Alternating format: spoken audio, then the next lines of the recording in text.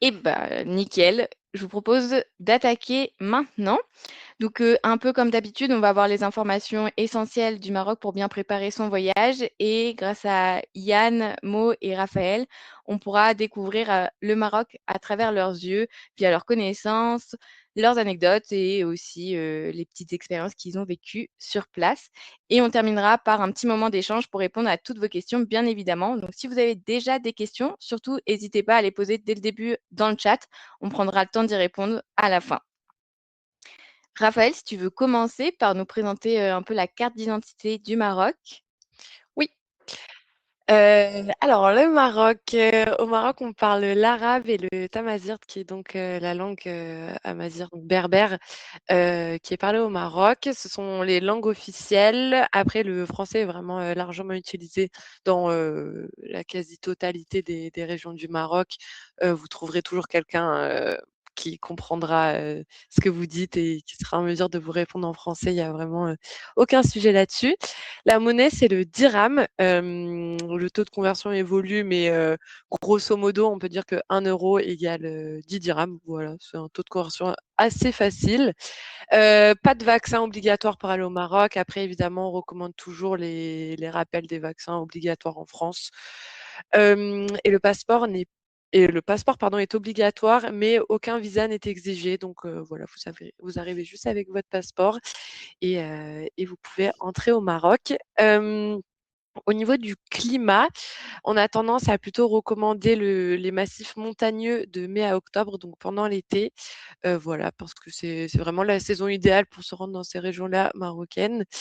D'octobre à avril, en revanche, c'est très enneigé, surtout cette année dans les montagnes marocaines. Ça dépend un petit peu des années, mais cette année, il y a énormément de neige. Mo pourra vous raconter ses aventures dans la neige.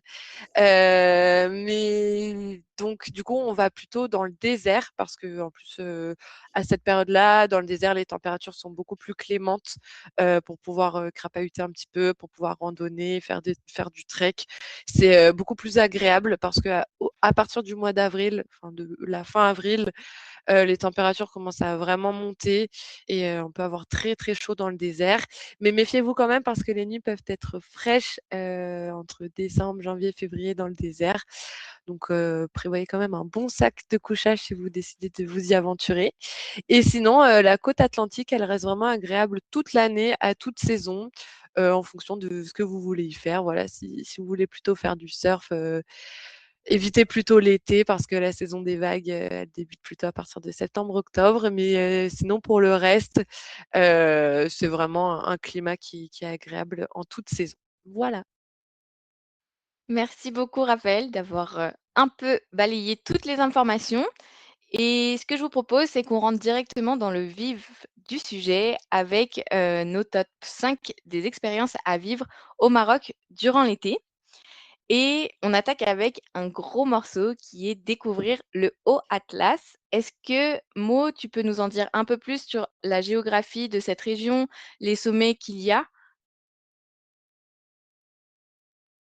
Alors, ton micro, il est coupé ou pas? Excusez-moi. Oui. Alors, le Maroc, bien sûr, dispose de trois chaînes d'Atlas qui est important, le Haut Atlas, le Moyen Atlas et l'Anti-Atlas. Notamment là où il y a bien sûr les très hauts sommets qui dépassent les 4000. Donc, au Maroc, on a une quinzaine. Donc, il y a quelques-uns plutôt dans les environs de Toubkal. Mais il y a vraiment deux, trois qui sont accessibles facilement. Et le Haut Atlas, bon, le Haut Atlas fait plus de 500 km de longueur. Donc, on en a aussi des voyages qui font 3 semaines où on fait plus de 300 km sur certains voyages qui sont vraiment très, très riches. Et alors, les deux régions qui sont connues, qui dépassent les 4000, c'est le Topkal et le Mgoun. Alors, le Tubkal, comme je disais, il y a une dizaine qui sont juste à côté, les uns à côté des autres. Adrezndern, Tubkal, Ouankrim, Axoual, etc. Il y a quelques-uns qui sont moins connus parce qu'ils sont moins accessibles, ils sont vraiment accidentés. Donc, on fait 3 sommets dans la région de Tubkal qui est Ouankrim, Tubkal et puis Adrer Ndern. Et il y a beaucoup de vallées, il y a bien sûr, beaucoup d'habitants sur ces régions et on découvre vraiment beaucoup de choses, alhamdoulilah. Donc, comme je disais, bon, Marrakech est vraiment à 65 km de Toubkal. On n'est pas très très loin. Par contre, le Haut Atlas central, qui est l'Oumgoun, on est aux environs de 200 km. Et les deux régions sont différentes. Et bah, du coup, c'est quoi vraiment la différence, par exemple, si on en tant que voyageur, on hésite entre faire le Toubkal et le Hemgoun, qu'est-ce qui les différencie? Alors, la différence, déjà, le Toubkal, il est proche de Marrakech et par contre, il est beaucoup accidenté. Les paysages, bon, les vallées sont très un peu vallonnées. Chaque jour, on est obligé de faire, par exemple, un col ou au moins 500 mètres de dénivelé pour atteindre notre bivouac. Et beaucoup plus volcanique. Et par contre, la région de Lomgoun, il est beaucoup plus des grands espaces verts, plus de vallées, plus de villages en haute montagne et moins rocheux. Donc, c'est vraiment deux régions différentes l'une à l'autre. OK, et il me semble que du coup, si on n'arrive pas à choisir entre le Toubkal ou le Hemgoun, on a une grande traversée où on peut faire les 2, Raphaël, c'est ça? Ça, si vous n'arrivez pas à choisir, vous pouvez faire la traversée du Mougoun jusqu'au Toubkal.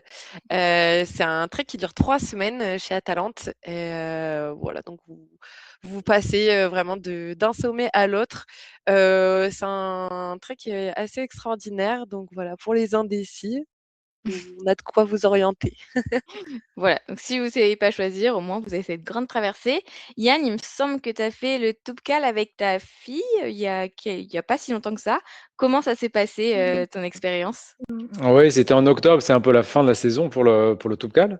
Là, il y a une vraie facilité. Ben, pour les gens qui hésitent aussi, hein, je voulais juste rajouter quelque chose, c'est qu'il y a un succès du Toubkal parce que c'est le premier, le plus haut sommet. Donc tout le monde veut toujours dans toutes les montagnes se ruer sur le plus haut sommet. Et c'est proche de Marrakech. Alors ceux qui veulent effectivement aussi trouver plus de tranquillité, ils peuvent aller du côté du Mgoun parce que c'est un massif qui est moins fréquenté par les randonneurs en fait. Donc c'est un vrai plus qu'à le Mgoun, même s'il est légèrement en dessous en termes d'altitude. Après, oui, moi, ma propre expérience, parce qu'on le fait avec des groupes, avec Atalante, avec Altaï Travel, on le fait plutôt avec des gens qui partent, qui peuvent être 2, 3, 4, à partir au moins de 2 personnes. Et je l'ai fait avec ma fille dans ce cadre-là. Et c'est plus qu'une ascension, ce qu'on propose hein, de manière générale, parce qu'on ne veut pas faire que ce soit chez Atalante en groupe ou en sur-mesure. On ne veut pas proposer une simple ascension de 3 jours, parce que c'est ce qui peut se faire en fait. Le Toubkal, on peut prendre un chemin, monter directement au sommet, redescendre. Ça, c'est pas un tourisme qu'on veut mettre en avant un tourisme qui veut faire simplement le sommet et redescendre. Donc c'est vraiment un beau tour du massif qu'on fait. Et ce qui est vraiment, moi, ce qui m'a le plus marqué, et ma fille aussi, parce qu'on en parle assez régulièrement, c'est que c'est des vrais moments de déconnexion. Et puis la montagne, elle est presque la plus belle, pas tant quand on arrive tout au sommet, mais avant, quand on voit un peu la vie, quand on quitte les villages berbères. Bon, il y a un peu d'émotion aussi parce que c'est quand même un pays qui a été touché par le séisme en 2023. Donc, on voit encore les stigmates de ça dans certains villages qui ont vécu ça durement. Et puis après, on monte vraiment dans les bergeries, dans tout un endroit où on croise encore les gens qui vivent et qui viennent avec leurs troupeaux. Et les paysages sont vraiment magnifiques. On arrive à faire même dans le plus grand massif du Maroc qui est le plus fréquenté, on arrive à faire quand même un trek où on n'est pas les uns sur les autres à la queue leu-leu. Et ça, c'est vraiment très agréable. Et c'est aussi vraiment le plus grand souvenir qu'on ait, c'est l'échange aussi avec la petite équipe, parce que vous partez toujours avec des muletiers qui sont du coin, qui habitent dans les villages à côté, avec lesquels on peut échanger un petit peu. Suivant la formule qu'on choisit, bah, plus ou moins guidé, mais avec un guide ou un cuisinier qui sert aussi de lien. C'est vraiment à la fois aussi un échange culturel avec les gens directement, en fait. Oui, c'est vrai qu'on le ressent. J'ai eu la chance de le faire aussi cet été avec ma sœur et ça a été assez incroyable avec l'équipe. C'était juste, fou ce lien qui se crée et ils prennent tellement soin de nous, c'est incroyable. Exactement. Et du coup, d'un point de vue plus logistique, Mo, ça se passe comment une ascension comme ça avec l'équipe locale? Avec l'équipe locale, en fait, on est composé d'une équipe comme à la maison. C'est presque la maison. Il y a bien sûr un cuisinier qui est un expert de la cuisine marocaine traditionnelle. Et bien sûr, avec un guide, des muletiers. En fait, les rôles sont répartis automatiquement, comme ça, spontanément. Mais le cuisinier, il y a vraiment un rôle important où on a notre vraiment logistique sur place, où on mange du couscous, des tagines, vraiment des plats comme dans un restaurant en ville. Donc, il y a même, on fait des frites, des plats incroyables qui sortent de la tente cuisine. Et d'ailleurs, tous ces recettes, etc., nos invités ils ont vraiment des portes ouvertes. Il y a pas d'espace privé du cuisinier ou quoi que ce soit. On peut même apprendre les plats avec le cuisinier, apprendre des recettes, des kefta aux œufs, des tagines, légumes, du couscous même. Il y a des gens qui participent à préparer aussi Mmh. le couscous ensemble. C'est un des plats les plus compliqués à faire. On en a aussi fait des cours de cuisine au bivouac. C'est nouveau, mais c'est aussi faisable. Euh, et puis, on a comme j'ai dit, les gens participent et puis les équipes de multiers donnent un coup de main aux invités pour monter les tentes, démonter, etc. Donc, en fait, lorsqu'on part en voyage comme ça, en bivouac, c'est comme une famille. Il y a un père de famille qui est le guide, qui est vraiment, c'est lui qui gère. Après, il y a le cuisinier qui gère toute la partie nourriture, etc. Et puis, il y a le guide qui organise un peu, qui manage la totalité. Et puis, avec le groupe, c'est une famille, comme j'ai dit, durant une semaine. Mmh. C'est vrai, une grande famille et on y mange très bien. Raphaël, toi aussi, tu as pu faire le Toubkal. Est-ce que tu as un souvenir un peu qui t'a marqué, que tu veux nous partager? Ouais, un souvenir qui m'a marqué, c'était lors de l'ascension finale du Toubkal, pardon, donc qu'on a faite au lever du soleil. On est parti donc très tôt le matin de nuit. Et en fait, plus on avançait, plus les nuages commençaient à recouvrir le sommet du Toubkal. Et en fait, on était complètement dans la purée. Et le guide commençait à être assez inquiet en nous disant mince, je pense qu'en arrivant là-haut, en fait, vous allez rien voir. Et donc le soleil a commencé à se lever, on était toujours dans les nuages. Et en fait, une fois arrivé au sommet, donc sur le sommet, vous avez une espèce de petite construction métallique.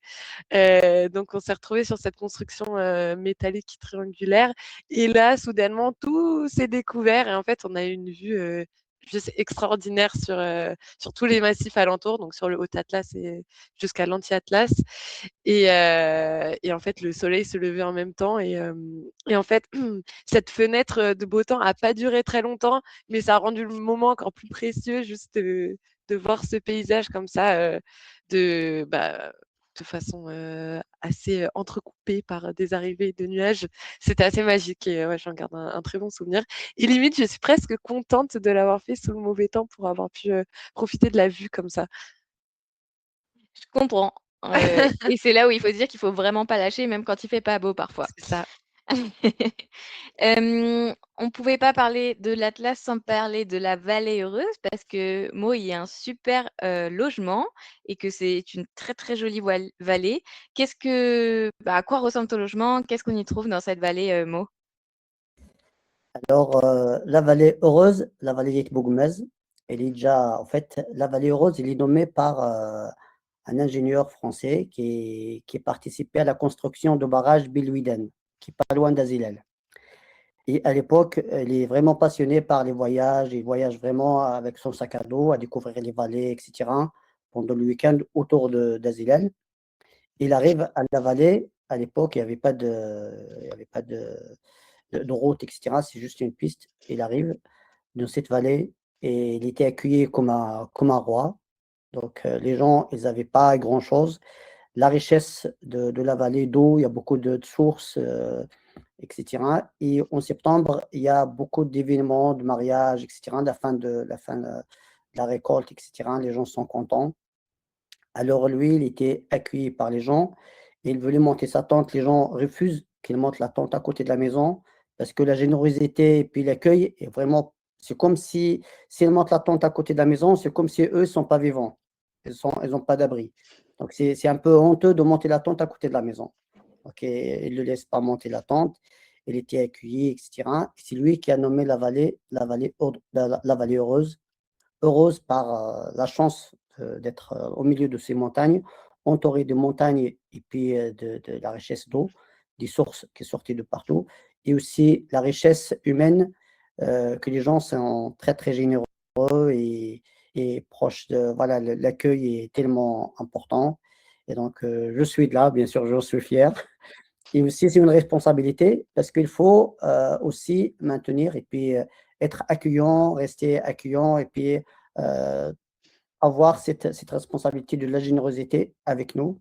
Donc, à Daretran, le collège Daretran, c'est votre maison aussi. Et aussi, c'est comme je dis, je le répète très souvent, Daretran, c'est la maison. Dar, c'est la maison. Et les étoiles, c'est les invités comme vous. Donc, quand vous venez, c'est vous qui étoilez la maison. Parce qu'une maison ou une casbah ou une construction sans des gens vivants, c'est comme une maison vide, il n'y a rien. Donc, c'est les gens qui habitent qui rendent la maison étoilée. Donc, voilà, bienvenue à Daritran, Inch'Allah, et dans la vallée rose. C'est très beau, merci beaucoup de nous avoir raconté tout ça. Yann, est-ce que tu veux rajouter quelque chose sur cette vallée?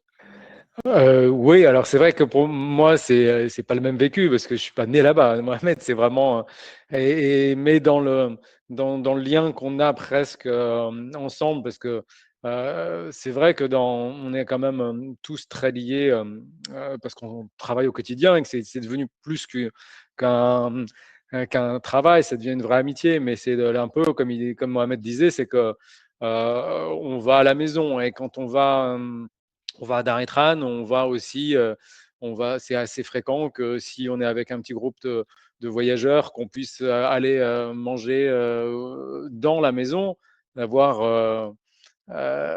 voir la famille et que les gens vivent vraiment une expérience de voir la maison de chez l'habitant et qui est dans le fond de la vallée.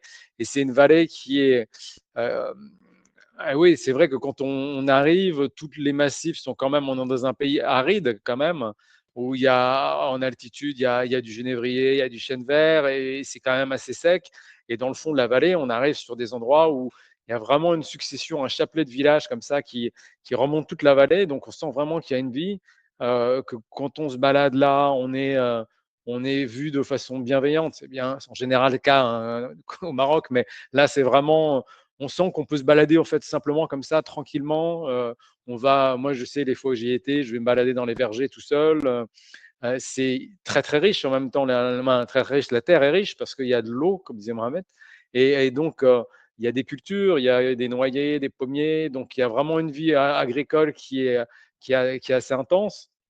On n'est pas très loin du Mgoun. Et en même temps, on met un peu de temps pour y arriver. Et ça beaucoup moins qu'avant, parce qu'à force, la route s'est améliorée. Mais c'est vrai que quand même, on a quand même l'impression de mériter l'endroit où on est arrivé et la tranquillité qu'on y trouve, en fait. Et c'est ça qui est bien, c'est que on met un peu de temps pour y arriver, mais on y trouve vraiment un petit endroit préservé. Et ça, c'est vraiment, pour quand on est voyageur, c'est vraiment des endroits exceptionnels à trouver, en fait.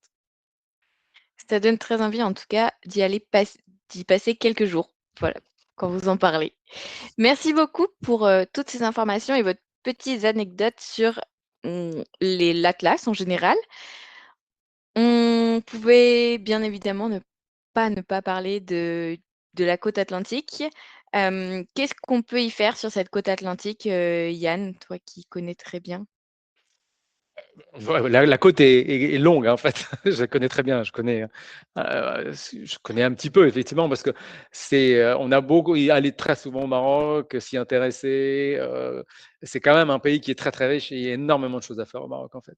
Donc la côte, elle s'étend vraiment tout le long du Maroc et c'est vrai que la côte atlantique, elle commence vraiment même jusqu'au Sahara, donc à Dakhla, mais nous, on va rester plutôt effectivement Sidi Ifni jusqu'à Tanger en fait. Et c'est là où il y a, il y a une côte très sauvage avec, comme le disait Raphaël, un climat qui permet d'en profiter quasiment toute l'année. Alors, il y a des moments où c'est plus agréable que d'autres parce que c'est vrai qu'il y a toujours une douceur, mais les gens parfois sont surpris de se retrouver avec une brume parce qu'il y a vraiment le continent qui est très chaud et l'océan est un océan frais et très sauvage. Alors, c'est vrai qu'on y va, il ne faut pas s'attendre à vivre des moments balnéaires et nous, de toute façon, ce n'est pas tellement ça qu'on va proposer.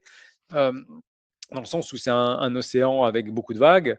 Alors, ça offre pas mal de possibilités pour tous ceux qui aiment les sports type kitesurf et surf, et aussi pour tous ceux simplement qui ont envie de se balader en bord de plage et d'avoir cette côte sauvage qui est pas non plus colonisée, sauf à la période estivale où les Marocains aiment bien venir quand même dans leur plage. Et donc, il y a tout ce côté-là. Après, on peut y faire du cheval, du parapente. Il y a quand même énormément de villes aussi qui ont un fond culturel très riche tout le long. Il y a Sidi Ifni, Mirleft, qui sont encore des petits villages de pêcheurs et qui ont vécu des influences espagnoles. Et ça, on le retrouve tout, et portugaises, donc on le retrouve tout le long de la côte avec une architecture assez riche. Et il y a vraiment des petites villes qui sont intéressantes et qui sont restées comme ça, pas trop touristiques, comme l'Arrache, et qui sont avec des petites médinas où on peut aller se promener dedans et avoir vraiment, mais l'Arrache c'est bien plus au nord, avec un fond culturel intéressant et où on se promène vraiment en étant très loin du tourisme de masse en fait. Et puis, il y a Essaouira et toute sa côte où on fait aussi des treks parce que toute la côte sud d'Essaouira quasiment jusqu'à Agadir est très sauvage et on peut faire vraiment des treks dans les dunes et les Arganiers. Il y a bien sûr, après, vous avez quand même Casablanca et Raphaël y a vécu, mais s'il il y a une chose essentielle à voir à Casablanca, vous la voyez déjà de l'avion, c'est quand même la grande mosquée qui est quand même prodigieuse et la seule mosquée que vous pourrez voir à l'intérieur au Maroc, souvent. Il y a Rabat, il y a jusqu'à Tanger, et Tanger qui est une ville aussi très intéressante. Donc c'est vrai que moi je propose ça on peut aller et revenir sur la côte en fait, en étant à la fois dans l'arrière-pays et en allant glaner un petit peu différentes expériences qu'on peut trouver comme ça, qui vont être un peu sportives, un peu culturelles, un peu d'échange. Et ça ira, beaucoup de monde connaît, mais la musique c'est une ville qui a beaucoup de charme parce qu'elle a l'intérêt de la petite ville, mais qui a une identité un peu propre, un peu post-pop baba cool, mais qui du coup propose de la musique, une vie le soir et qui est bien plus sympathique et réelle qu'à Marrakech, où Marrakech est une ville, on en parlera après, mais qui est beaucoup plus sur le feu de la rampe et beaucoup plus flamboyante. Donc la côte atlantique n'est vraiment pas en reste de plein de choses que vous pouvez faire, que ce soit un peu sportif, détente. Vous avez quoi profiter? Est-ce que Raphaël ou Mo voulez rajouter quelque chose sur ce qu'on peut faire là-bas ou on passe à la suite? Ouais, c'est vrai que le discours de Yann était très très complet. En fait, il y a une diversité de choses à faire sur la côte atlantique qui n'est pas mesurable en fait, parce que c'est vrai que vous avez les grandes villes donc comme Casa, Rabat, qui proposent même culturellement, qui ont énormément d'atouts. Puis vous avez énormément de petits villages de pêcheurs beaucoup plus préservés que vous pouvez visiter, où vous pouvez prendre le temps de discuter un peu avec les locaux. Et c'est vrai que une des particularités du Maroc, c'est aussi que les gens sont extrêmement ouverts et toujours enclins à discuter. Et du coup, c'est vraiment une très très belle opportunité d'échanger et d'apprendre aussi de la culture locale de par ces échanges-là. Et c'est vrai que sur la côte atlantique, il y a une espèce d'ambiance un peu de bord de mer, donc un peu tranquille et voilà, assez zen, qui favorise aussi beaucoup ces échanges-là. Donc je trouve que je peux pas dire que c'est un lieu qui favorise ça parce que le terme lieu n'est pas adéquat, comme c'est vraiment une distance qui est très très longue. Mais voilà, c'est tout plein d'endroits qui sont assez magiques. Merci à tous les deux. En effet, ça donne envie d'y passer un peu de temps, en tout cas.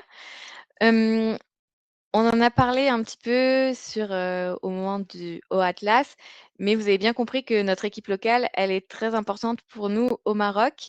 Est-ce que, Mo, tu peux nous la présenter? Comment ça se passe avec l'équipe sur place? Bah, notre équipe est composée d'environ 6 à 8 guides, donc, qui sont des gens professionnels qui ont déjà tous vécu toutes les étapes, parce que c'est très très important au Maroc. Le métier de guide est vraiment réglementé, c'est officiel. On ne peut pas juste venir avoir un bon niveau d'études scolaires et puis on devient guide. On a des formations. Au début, il y a un concours de 3 jours, qui est un marathon, il y a l'écrit, il y a l'oral, etc. D'apprendre, de voir le niveau scolaire de chacun, et puis le niveau physique aussi, et le niveau oral voilà, de chaque guide. Après, il y a une formation qui dure 2 ans dans une école hôtelière à Ouarzazate, et puis dans la vallée d'Aït-Bougmaz aussi, en 2 parties. Et on apprend vraiment les détails de chaque métier, la faune, la flore, bien sûr, l'orientation, l'histoire. Après, il y a quelque chose qui est très, très important, qu'on ne peut pas apprendre, c'est d'aimer le métier, d'être passionné de métier, d'être un ambassadeur de son pays, parce que d'être guide, on est aussi ambassadeur du Maroc, de la région où on va, de nos origines, et puis aussi d'être un très grand ambassadeur d'Atalante pour vraiment transmettre un très bon message et un vrai message aux gens qui viennent voyager, à part découvrir les paysages, la nature, etc. La rencontre avec les villageois, avec la population, faciliter le contact avec les villageois. Ça, c'est ce qu'on apprend avec Atalante, parce qu'on a des formations chaque année par nos formateurs qui se déplacent de nos bureaux. Puis au Maroc, on fait aussi des séminaires comme ça pour apprendre la nouveauté et puis la méthode de travail de nos équipes. Et puis être un bon ambassadeur, on ne vient pas juste du jour au lendemain devenir guide d'Atalante, mais on a des formations. Si on n'est pas qualifié, on n'aura pas cette chance. Donc, c'est des guides réglementés avec des badges, avec des cartes professionnelles. C'est un peu comme la méthode, un peu comme en France, en fait. L'école des guides au Maroc a été mise en place par une association française de la vallée Bougmaz début des années 80. Et puis, il y a, alhamdoulilah, des générations au fur et à mesure qui arrivent. Ok. Et Yann, toi, quand tu as rencontré, par exemple, ton guide pour le Toubkal, ça s'est passé comment? Ils sont comment, nos guides et nos équipes sur place? Bah, c'est des guides. Alors, c'est des guides qui sont, comme dit Mohamed, qui sont en plus. C'est pas des guides qui restent une journée avec vous, en fait. C'est pas il y a des guides culturels, en fait, qu'on peut prendre pour faire une ville impériale, par exemple, et où les gens sont attachés à une ville. Là, c'est vraiment quelqu'un qui reste avec vous pendant plusieurs jours. Donc, il y a vraiment un lien qui se fait. Ils ont l'habitude de gérer différentes personnes avec les différentes inquiétudes qu'ils peuvent avoir, parce qu'il y a quand même pas mal de voyages où ça va être la montagne, le désert, des inquiétudes parfois physiques, de se dire est-ce qu'on va tomber malade, est-ce que je vais pas être en faiblesse à un moment. Donc ils sont vraiment très très soigneux de tout ça. Alors après, moi c'est un peu particulier parce que à force de revenir au bureau, c'est des gens que je croise, ou que Mohamed m'avait prévenu un petit peu, parce que mais c'est quelqu'un, moi, mon guide, que je connaissais déjà parce que je l'avais déjà croisé dans le désert. Lassine, c'est quelqu'un aussi de la vallée des Boukmez, enfin, qui habite maintenant dans la vallée des Boukmez, et que j'avais déjà croisé dans un autre voyage que j'avais fait, où, parce qu'il est aussi, il est à double, il a plein de cordes à son arc, il est aussi cuisinier. Et donc, c'était vraiment un plaisir aussi de se retrouver comme ça. Après, ça devait faire peut-être 6 mois, ou peut-être un peu plus, qu'on s'était pas revus, et de se retrouver dans un autre cadre, et de pouvoir partager ça, d'autant plus avec, moi, de lui présenter un peu ma fille, c'est des liens après qui sont forts, en fait. Et puis lui aussi, il a des enfants qui sont un peu plus petits que les miens, mais de qui on pouvait parler, etc. Donc c'est un vrai échange. Et puis c'est des gens qui sont très très professionnels, très à l'écoute. Et il n'y a jamais chez nous de ce qu'on appelle maintenant au Maroc des guides. C'est pas des guides babouches, quoi. C'est pas des gens qui vont vous emmener dans des endroits pour quand on parle de coopératives de tapis, même de tapis ou d'artisanat dans les Boukmez. Si les guides l'amènent là-bas, c'est pour faire découvrir un artisanat. C'est pas pour vendre aux voyageurs des tapis ou des choses comme ça. Donc, il y a vraiment un lien qui se crée. Moi, je l'ai vu plein de fois pour avoir été parfois plutôt assistant, en fait, moi, c'est-à-dire de seconder un guide de chez nous. Il y a un lien de confiance qui se crée et que les guides savent vraiment bien faire. Oui, c'est vrai. C'est un vrai partage du début à la fin. Et heureusement qu'ils sont là pour ces voyages. Hem, Évidemment, on en a déjà un petit peu parlé, mais on ne peut pas parler du Maroc sans sa cuisine et tous ces plats incroyables qu'on peut manger sur place. Hem, on propose chez Altaï Travel notamment des petits cours de cuisine. Est-ce que Yann, tu peux nous en dire plus? Comment ça se passe? Qu'est-ce qu'on fait?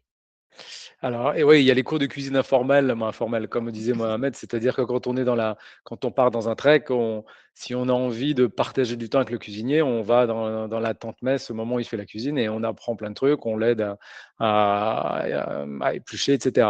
Là, c'est quelque chose que j'avais cherché comme ça, je cherchais quelque chose parce que les cours de cuisine, ils existent beaucoup à Marrakech ou dans les villes un peu phares du Maroc, les villes impériales, et souvent, c'est assez cadré, c'est plutôt un riad qui organise ça, ou c'est quelque chose, tout un cadre assez touristique quand même. Alors, on reste des touristes, on reste des voyageurs, mais on essaie de trouver quand même des choses où il y a un peu plus d'authenticité. Et là, en fait, en trouvant ça, et puis je suis rentré en contact avec Najla, c'est une Marrakchi, une jeune Marrakchi. Donc, ce qui m'intéressait aussi, c'est que c'était une femme. Elle a monté sa propre, elle est indépendante, elle a monté son propre business entre guillemets. C'est parce que c'est sa façon de vivre aussi.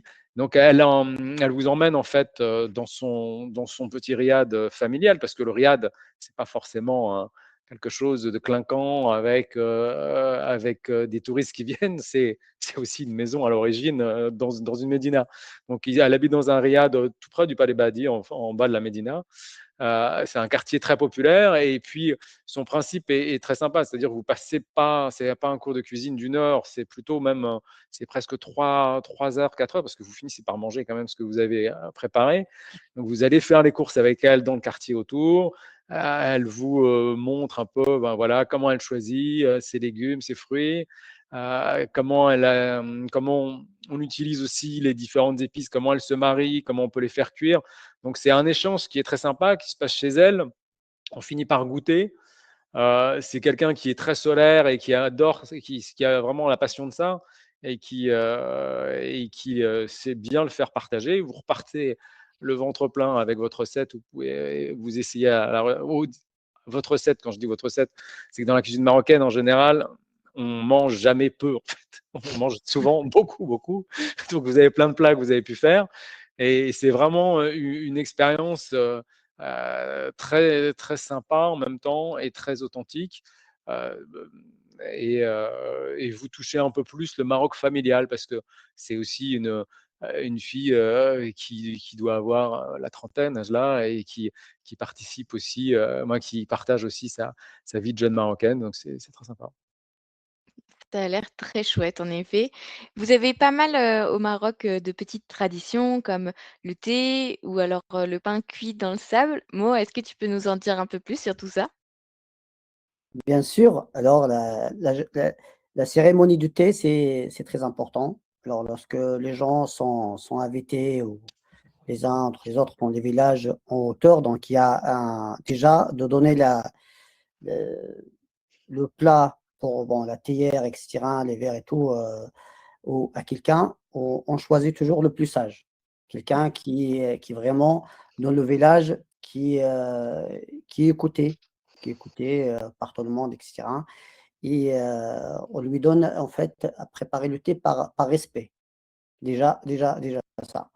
Et puis, lorsqu'il prépare le thé, bien sûr, il, il regarde, en fait, autour pour, il ne faut pas qu'il prépare du thé, en fait, avec une pressé, ou qu'il n'a pas le temps, etc.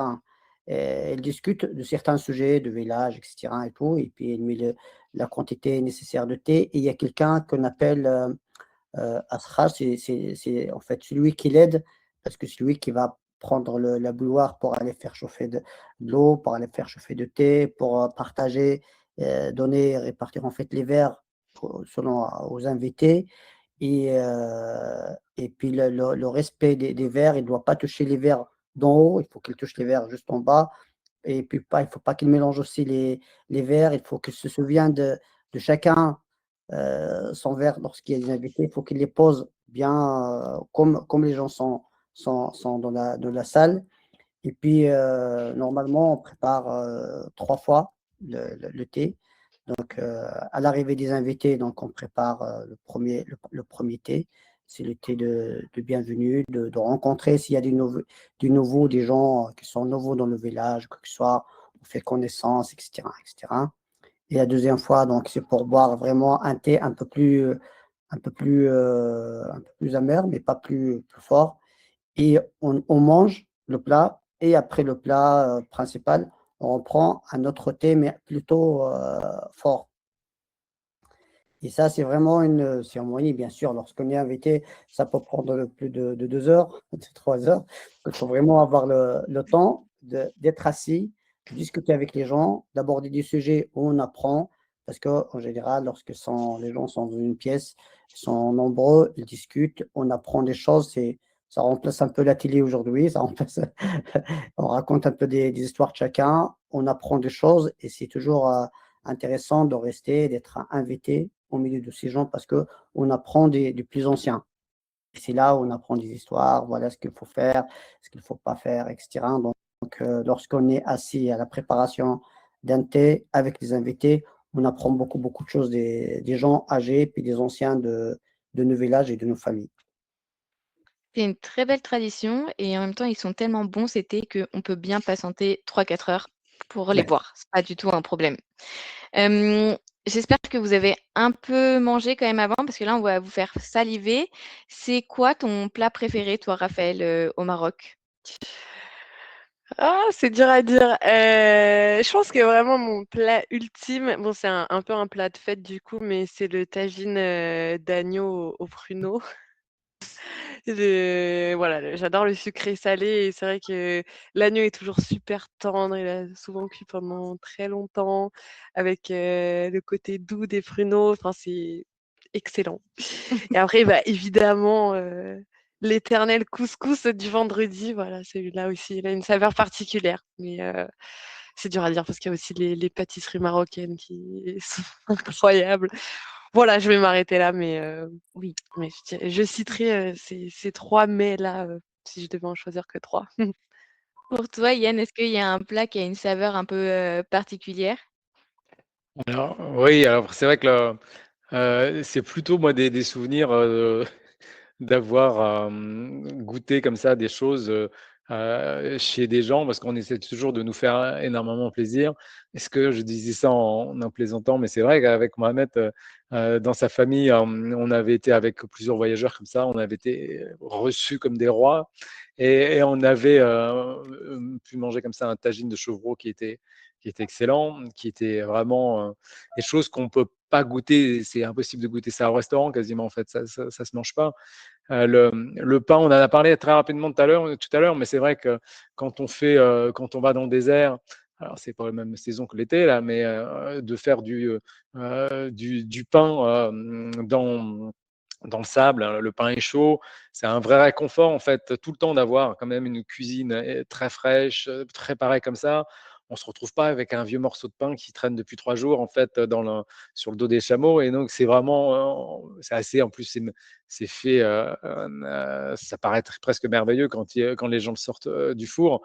Oui, non, il y a beaucoup d'expériences comme ça, qui sont l'occasion en fait de manger quelque chose. Il y a aussi Hanan qui travaille avec nous au bureau, et qui nous a une fois qui nous avait fait une pastilla au poulet, mais qui était, on peut en manger plein en fait des pastillas au poulet, mais il y a toujours des souvenirs comme ça qui sont assez liés presque à des partages de moments d'amitié, quoi, ouais, et qui étaient vraiment excellentes. Oui. Mm. Et toi, moi, si pour nos voyageurs, si tu devais recommander un plat à goûter absolument s'ils viennent au Maroc, ce serait quoi? Alors, s'il vient au Maroc, bien sûr, comme vous avez dit, il y a énormément de plats, mais je conseille, à Marrakech, je conseille les gens, voilà, c'est une ville, je conseille les gens de goûter tangia. Mhm. Tangia, c'est un plat spécial de Marrakech, c'est cuit dans l'eau cendre pendant des heures et des heures et des heures. Excellent, excellent.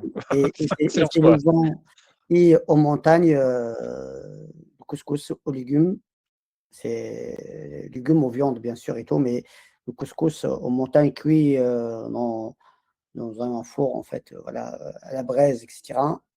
C'est délicieux. Bon voilà, maintenant si vous venez au Maroc, vous savez quoi manger directement, même pas besoin de se poser la question. Mohamed, tu as parfaitement introduit Marrakech parce qu'on pouvait bien évidemment pas terminer cette visioconférence sans parler de Marrakech. C'est un lieu un peu incontournable où chacun des voyages que l'on propose globalement passe. Yann, par exemple, Marrakech, on pense au souk. Est-ce que tu peux nous en dire plus sur le souk, comment il est organisé?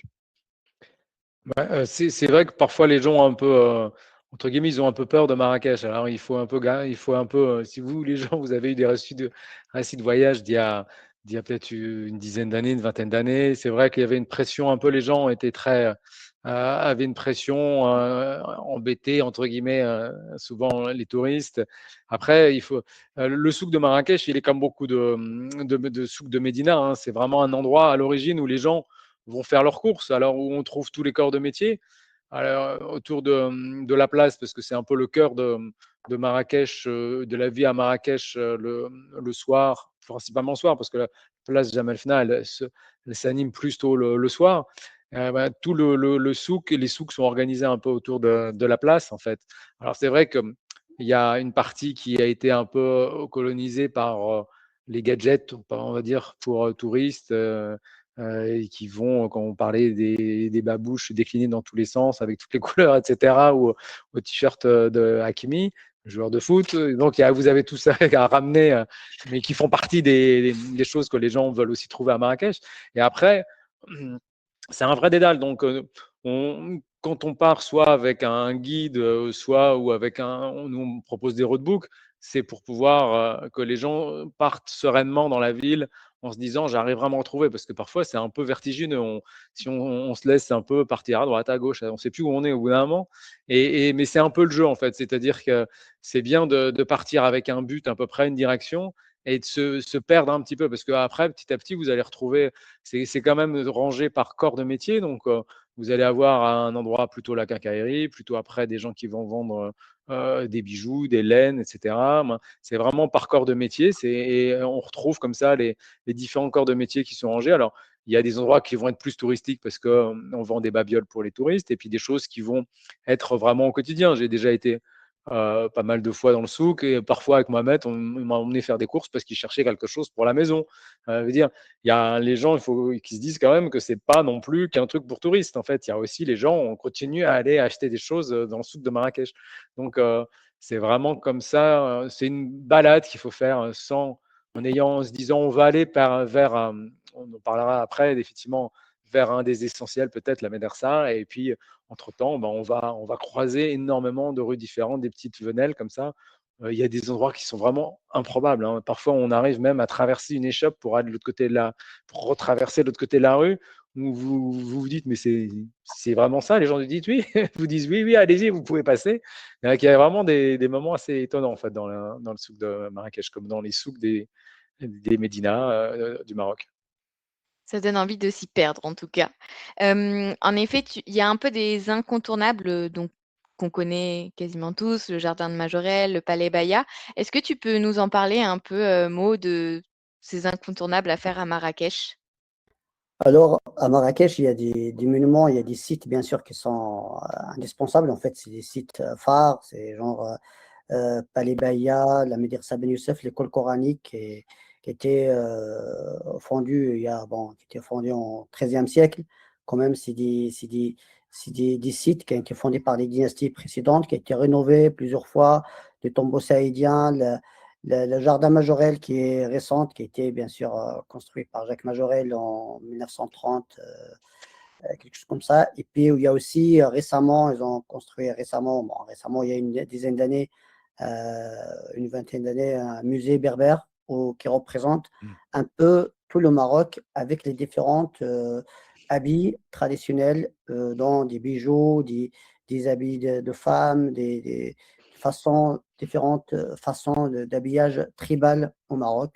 Comme le Maroc était tellement, tellement riche de tribus berbères, arabes, etc., de tout le Maroc. Alors, le musée de Yves Saint-Laurent, qui est à l'intérieur du Jardin Majorelle, c'est en fait un miroir et puis un reflet de tout le Maroc.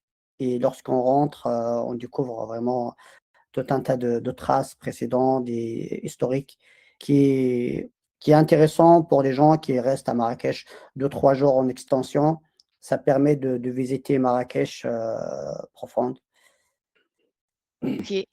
Oui, et ben, ça donne envie de le découvrir. Il y a l'air d'avoir plein de choses intéressantes. Et donc ça, c'est un peu les choses auxquelles on pense en premier quand on pense à Marrakech. Et il y a un Marrakech un peu plus hors des sentiers battus, on pourra dire. Yann, tu peux nous en parler? En fait, il y a énormément de choses à faire à Marrakech et qu'ils soient dans le centre ou même autour, en fait, et ça dépend un peu des goûts de chacun, en fait. Il y a moi, des goûts de chacun. C'est vrai que on reste une journée, 2 journées, 3 journées. Après, c'est une ville il y a beaucoup de bruit à Marrakech. Il y a dans le souk, il y a toujours de la circulation, des mobylettes qui passent, etc. Donc, les gens, ils restent pas forcément tout le temps très longtemps. Donc, parfois, ils le découvrent aussi en plusieurs fois. Et moi, j'ai pas mal de gens qui me disent: «Oui, je suis déjà passé à Marrakech», mais c'est vrai qu'on peut y retourner plein de fois à Marrakech et faire des choses différentes, en fait. Et c'est vrai qu'on va faire les essentiels. C'est impensable de ne pas passer voir la Koutoubia, le Palais Baya, etc. Moi, il y a un palais que j'aime beaucoup parce que qui est parfois, parce que c'est vrai que le Jardin Majorel, le Palais Baya, il faut vraiment y être à l'ouverture. Autrement, vous allez le vivre au coude à coude avec plein de gens et ça peut un peu gâcher parfois le plaisir de visiter. Donc c'est vrai que quand on se dit le Palais Baya, bon, il y a une queue de fou au Palais Baya. Et ben aller au Dar el-Bacha, qui est le musée des confluences, c'est un plus petit palais, mais qui est très très riche, qui est très joli à l'intérieur. Il y a souvent en plus en collaboration des artistes contemporains marocains qui exposent des photos ou autre chose. Donc c'est vraiment un endroit de multiculturel. Il y a un café à l'intérieur qui est très, très bon aussi, où on mange des très bonnes pâtisseries et du très bon café. Et en plus, ça permet aussi d'avoir un regard sur un personnage un peu un- qui me fascine un peu, même s'il est très controversé au Maroc. C'est celui qu'on appelle le Glaoui et c'était son palais à Marrakech. Donc, et il y a des personnages comme ça qui sont intéressants parce que ça fait un peu aussi le mythe de l'histoire du Maroc de l'extérieur. Après, il y a d'autres. C'est des petites pauses comme ça, parce que quand on se balade dans le souk, c'est assez fatigant. Donc, on aime bien de temps en temps faire une pause pour manger quelque chose, pour boire quelque chose, mais on ne peut pas faire que ça, en fait. Donc, des petites pauses comme ça pour le jardin secret, c'est un endroit alors, il est plus secret, hein, je vous dis, rassurez-vous maintenant, parce que je ne suis pas le seul à le connaître, mais ça permet d'avoir un endroit un peu différent qui a été retrouvé, je pense que c'est peut-être une vingtaine d'années, ils ont fait des travaux. En fait, ils ont retrouvé cet ancien jardin d'un dignitaire, de toute une résidence d'un dignitaire et qui a été mis à jour. Et tous les jardins ont été refaits. C'est un endroit très agréable et qui permet un peu de se calmer de l'animation en fait, de la rue à Marrakech. C'est comme loger dans un riad, ça permet aussi parfois de se reposer comme ça de l'animation. Et il y a un endroit aussi qui est intéressant, dans lequel j'aime bien aller parce que ça, c'est aussi, alors moi, c'est aussi c'est toujours aussi assez personnel parce que c'est aussi mon intérêt pour la culture en général, c'est le quartier du Mela, le quartier juif de Marrakech. Le Mela, il y en a toujours eu il y en a dans toutes les villes marocaines, en fait. Il y a même dans presque de villages, en fait. C'est une communauté qui était très présente au Maroc. Et en fait, le Maroc, on se rend compte que c'est aussi un pays où il y a énormément de communautés différentes qui vont être sahraouis, berbères, arabes, juifs, qui ont vécu tout le temps ensemble. Et on voit le musée juif avec la synagogue qui est encore en fonction. Il y a un très grand cimetière juif. Et c'est un endroit qui est tout près du sud, dans le sud de la Médina, qui est assez intéressant, juste se balader dedans et voir 2-3 points intéressants comme ça.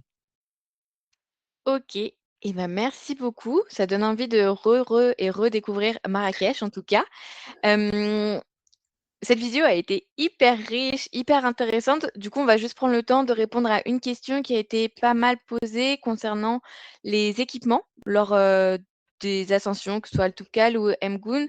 Yann, toi, tu dois avoir un peu l'habitude de répondre à nos voyageurs concernant cette question. Est-ce que tu peux nous dire ce que tu recommandes? Alors ça, on met toujours en fait dans tous les voyages qu'on fait, en groupe, en individuel, on met toujours une fiche technique. Raphaël, elle connaît bien ça, c'est elle qui les check, etc. aussi. Après, c'est toujours le problème, c'est toujours la fiche technique et après de pouvoir parler un peu avec les gens, de connaître un peu leurs attitudes, leurs habitudes. C'est quand même, que ce soit la haute montagne ou le désert, c'est à chaque fois quand même des endroits où les gens, il faut qu'ils aient quand même en tête que c'est des endroits qui peuvent, alors encore plus, je dirais presque à la haute montagne en fait, où le climat, ça peut devenir assez dur en fait. Moi, j'ai plein de collègues qui ont fait le Toubkal dans des conditions très différentes, alors avec un vent terrible. En fin de saison, en début de saison, on peut avoir de la neige. Donc, il faut quand même avoir, quand même, en termes, il vaut mieux en prendre un peu plus pour se couvrir, c'est-à-dire avoir des membranes imperméables coupe-vent, pouvoir être imperméable de haut à la tête avec des membranes type Gore-Tex, avec vraiment des doudounes pour le chaud, parce que ceux qui n'ont pas forcément l'habitude aussi de faire des bivouacs comme ça sur 5 jours, vous n'avez pas, à part la tente messe au moment où on fait la cuisine, vous n'avez pas tellement de droit pour vous réchauffer. Donc, il ne faut pas être en limite toujours calorique, comme ça, de se dire, en fait, il commence à avoir un peu froid. Et en fait, vous allez rester toute la journée comme ça. À partir du moment où vous arrêtez de marcher, là, le froid peut vous gâter un petit peu le voyage. Et donc, il y a ça, vraiment faire attention à ça. Quand on part en montagne, oui, les bâtons sont quand même un bon support. Mais ça, c'est des habitudes aussi de marcheurs. Moi, je parle souvent avec les gens qui partent par rapport aux propres habitudes qu'ils ont. Il y a des gens qui ont l'habitude et qui vont prendre même sur des treks qu'on peut faire du côté des Bouquemaises où dans l'absolu, on pourrait dire il n'y a pas besoin de prendre des bâtons, mais il y a des gens qui aiment bien et c'est vrai, il vaut mieux pas hésiter dans ces cas-là. Le sac de couchage est hyper important en bivouac aussi. Il vaut mieux toujours prendre quelque chose qu'on va ouvrir plutôt que de pas pouvoir se reposer la nuit et du coup d'accumuler une fatigue. Donc ça, c'est vraiment important en fait. Et après, c'est souvent la question des chaussures. Euh, Honnêtement, moi au Maroc, je trouve pas qu'il y ait une nécessité absolue de prendre déjà des grosses chaussures, à part si vous êtes vraiment sur la fin de saison, vous craignez d'avoir vraiment, il faut que ce soit quelque chose qui soit imperméable si vous êtes vraiment à cette saison-là. Mais les hautes chaussures sont pas forcément nécessaires. C'est pas des grands priériers que vous allez passer. C'est pas très, il n'y a pas de passage trop technique non plus. Donc, ça, c'est aussi souvent avoir aussi les propres habitudes de chacun. Ok. Et ben merci beaucoup à tous les trois.